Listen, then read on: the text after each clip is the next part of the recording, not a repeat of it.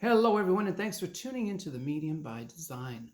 So today I wanted to take a moment and talk about why do we pray and why do we ask and who are we talking to when we do that. As a medium for most of my life and having experiences since I was very young, I had to become aware that there was something beyond me. It was very important for me to understand that concept because I was guided many times through my life through a voice, and my Christian friends, my religious friends, they know that there is a divine intervention. If we listen, we can hear guidance. We can get that guidance. Now, not all of religious people understand the level of mediumship that is available and the levels of spirit that are available to tap into, which you learn when you look at the videos on my YouTube channel. You can see the level of spirit is very vast. We have a lot of famous people that come in and they give their advice and their take on life, and they give us words of wisdom. Then we've got some ET galactic races that want to be heard, that want to share some of our real history as opposed to some of the crap that we were taught in school. So it goes on and on and on. But why do we ask? Here's the deal. You are the valve. You are the one that opens the valve so you can receive. So practicing getting in the mode of receiving is how you really manifest your life. Now, some people don't have to do this. Some people become millionaires and billionaires and it's almost effortless. They just fall into the things they're supposed to do to accumulate all this material wealth and goods. That's fine for them. That's what works for them. Doesn't work for all of us though. We're not all millionaires. We're all not raking it in. And some of us have to just get by financially, but yet have a spiritual life that is so abundant, so beyond our imagination, like myself. So when you take a moment to get that communication going with the higher spirit, whatever that is for you, if you're a Jesus person, then pray to Jesus. If my neighbor is a Lord, everything is the Lord, the power of the Lord. There's nothing wrong with that. If that's what works for you and there is power in the word, the Lord, then by all means use it.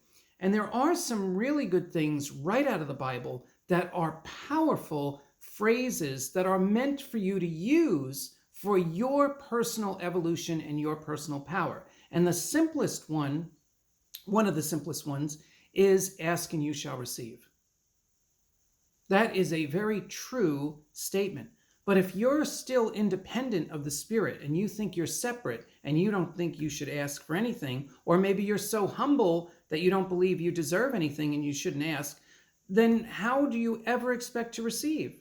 Because you're not even open to receiving. So here's a very tangible, I want to make this very practical so that when you do it, you see the results of, and the fruits of your labor of doing this exercise. So the one thing that happened after surgery, and actually before the heart surgery, I gained a lot of weight. And on this skinny body, 15, 20, 30 pounds, I look like a pear. My whole shape, instead of being straight, like most men are straight, or at least a V, we like that nice muscular V, I started to look like this. I started to look like a pear. And my friend took a photo of me in the hospital, and all I could see was this fat, sick old man. And I'm not that old, I'm only 61. I'm not ancient, right? So that picture was an inspiration for me to get back on track physically. And the heart surgery and the heart failure and the near-death experience, those are all orchestrated divine events to get me going, to reboot my system. Maybe I had a congenital heart problem. I'm starting to look at the ancestry of my family and the problems with the heart. So what did I ask for? Getting back to the point of this whole video. I asked for help getting my body back, getting my true physical reality in alignment again. Okay, that's all I asked for. I wanted to lose the weight. I wanted to feel my muscles. I wanted to feel strong in my body. So just asking for that help, here's what happened. The first message I got was directly from Jesus. Jesus said, "You are not in the rejuvenation phase yet. Be patient. It's coming." All right. Now, that may not mean anything to any of you, but to me, being an impatient person, I thought, he just made a promise to me. I'm holding that thought. I'm going to keep that and pay very attention to when I start to move into the rejuvenation phase. Okay. This is very tangible now. This is not woo-woo. We're not talking woo-woo. We're talking real life spirit connection to make a real spirit and physical change. Okay. So now that's on the back burner, that message I got last year. Then my primary care, I said, I feel like I'm off with my testosterone. I feel like my testosterone's too low. Now, I have been exhausted for over 10 years. I stopped working out, I stopped doing yoga, and I stopped hiking. And I am a very physical person. I love physicality. I stopped dating. So there's no physical intimacy. I stopped all physical stuff, right? Now, spiritually, my life was fabulous. I got all these channelings, which you can see on YouTube, plus all the ones you don't know that I've done. And so spiritually, my life was really abundant, really, really abundant. But physically, I was going down the tubes, right? Not going to doctors, because I never believed in doctors. I never had a primary care. I don't go for blood tests, because I never really had any problems, okay? So after the surgery, I mentioned, I think I'm low on testosterone. So lo and behold, yes, I was. But the insurance rule is you need 2 low testosterone tests in a row. Well, I didn't have that. I had 1 low and then 1 low normal. So insurance is not going to do anything about that. But the urologist, in his wisdom, see, now everybody's, because I asked, this is how I'm receiving, right? I'm asking for the help. And I didn't get any miraculous supplements for this. I did for the heart recovery. I got a lot of miraculous supplements to take to continue healing, but I didn't get that for the testosterone. Even though I know there's a whole bunch of natural remedies, I didn't get that. I got a urologist. He prescribed a medication that tells the brain you're low on testosterone, and lo and behold, again, within 6 weeks, my testosterone is way up to when I was like 30, right? To when I was feeling healthy and alive. And I can't deny it. This is a physical, very visceral experience. I feel alive, okay? So that's one tangible result of my request. Then we move on. So then I knew I had to lose weight, right? So around the same time, I woke up one morning and Jesus was with me again and said, "Today you start the diet."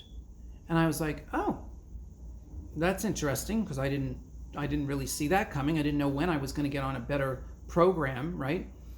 And I had no problem dropping carbs, sugar, pasta, all the things that turned me into a pear. And there was no craving.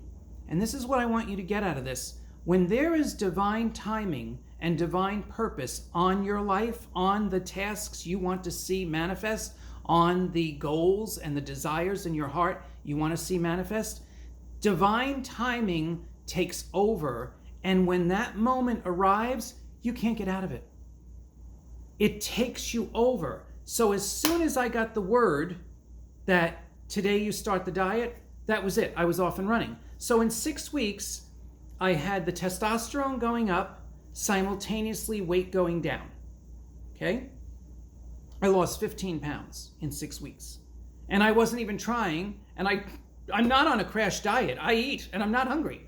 There's no extreme going on here. It's you're eating what you're supposed to eat, that's it. And your body is resetting itself. It's all on automatic, simply because I asked for guidance, okay?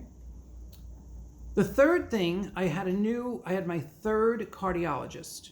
The first one was good, but he was under the old insurance. The second one was a dud, wasn't willing to listen, didn't care about concerns. Nice man, but not going to help. The third one, he had something going on. And he said, "You never had cardiac rehab." He immediately got me in cardiac rehab. There's the workout.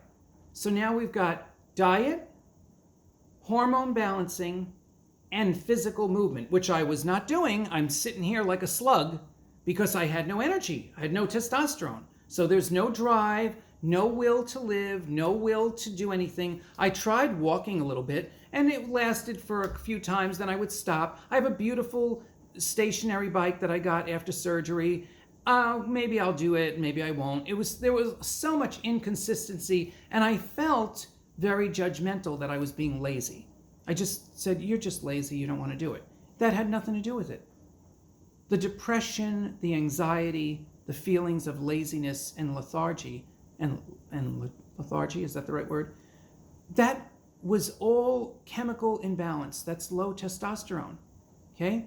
So these three things are bringing in their rejuvenation energy. That's the fourth thing that I forgot to tell you about. That when Jesus came in a couple of weeks ago, I believe, he came in and said, you're now in the rejuvenation phase and it's not going to end.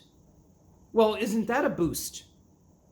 That's the most positive thing I could hear, because I've been in a coma for 10 years. You know, don't get me wrong, I helped people and I did some physical stuff, but people didn't know I was struggling to get things done. Everything was way too much effort. I felt like I was overworking and just putting way too much energy into everything, energy that I didn't even have. I was just pushing, right? And of course, I started drinking coffee when this all started, using the caffeine, trying to get through the day.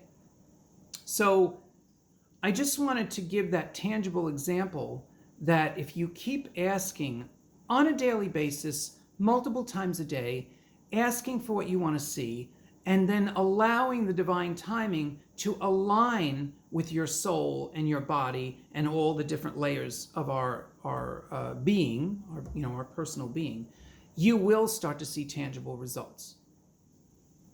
Now, I also wanted to touch on another side topic that, even though I keep focused on the videos I'm supposed to make, you notice that I don't talk about current events. I know a lot of spiritual people always have to, tag on to a current event that's happening, and that makes more followers, right? It's more speculation energy, more predictive energy. Everybody thinks that's going to give them more followers, and not everybody, but enough people that I watch, right? I don't do that. I am still here to help you step more into your true power, release your old programming, and get on the highest and best track for yourself, whether it's your health, your spiritual connection, whatever it may be, right? And that was always my job, my entire life. That's been my main job, is to get people focused on themselves, right? Because if you can't focus on yourself and your purpose, you can't be a benefit to anybody. It's just not going to work, So one of the other things that happened last night in our group, I usually start the groups with a very powerful healing meditation. During last night's meditation, we did a whole focus on the East Coast issues that are going on and those people that are there, right? And a joke that I see online is, people need more than love and light, right? There's a lot of people that criticize spirituality, and they criticize prayer, and they criticize things they don't know anything about. They're speaking completely from ignorance. They have no experience with spirit, and I don't blame them. They don't have any tangible experience, so they just don't believe, but their non-belief keeps the door closed. You're right, and that's their problem. The door is closed because they don't want to open it.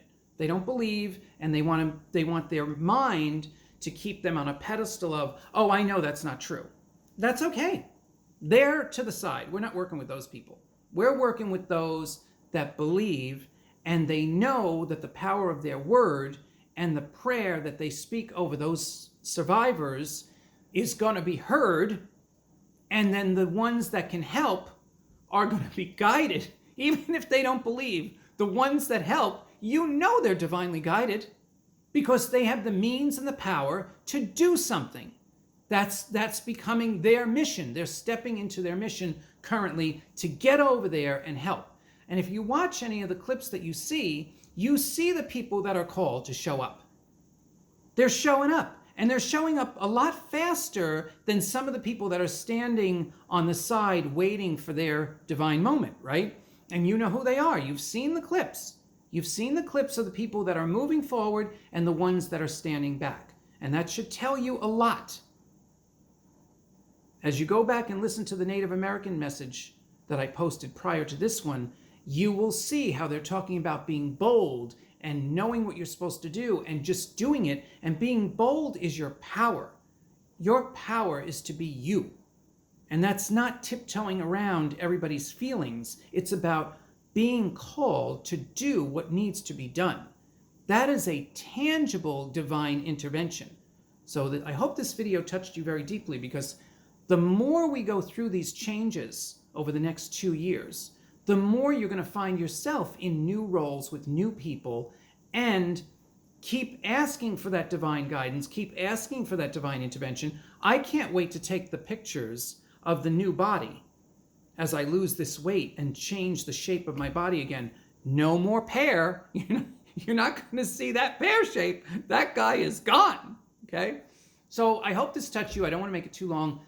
You know what to do to be supportive. Like, subscribe, and share. Spread the word. You can donate if you want. You can do whatever you want. You can set up a group in your own house if you want to. Get your friends together.